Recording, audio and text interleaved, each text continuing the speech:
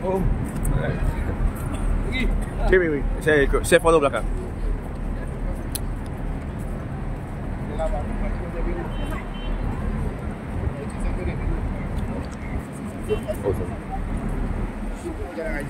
Oh, InsyaAllah hari ni 19 hari bulan, hari Khamis 19 bulan Jun. Kami dalam perjalanan pergi ke Clock Tower, nak pergi Menara Jam.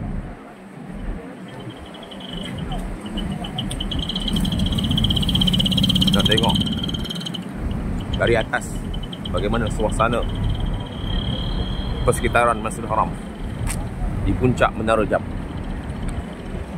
Makan dah Ustaz? Makan dah? Saya dapat dah. Ramai 67 orang daripada 180 jemaah Kemara. 67 menyertai program ke Menara Jam.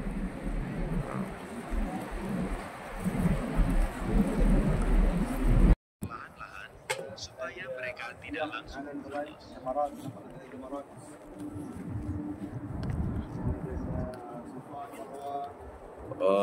tu Abraj Jalan Raya.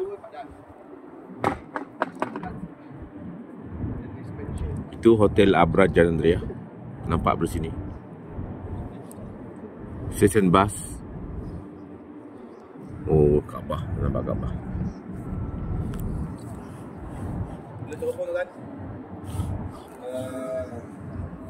Ya Allah, tingginya. Ibrahim.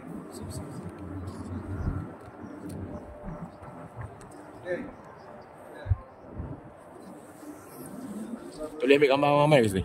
Boleh.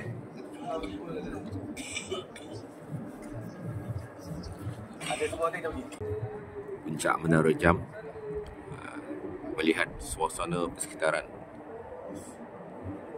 Kota Mekah Al-Mukarramah, melihat Kaabah daripada atas. Syarafah. Itu adalah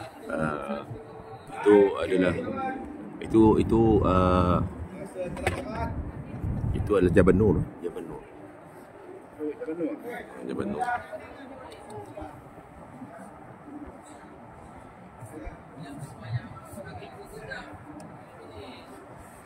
Jemaah Kemara Umrah. Selamat. Selamat.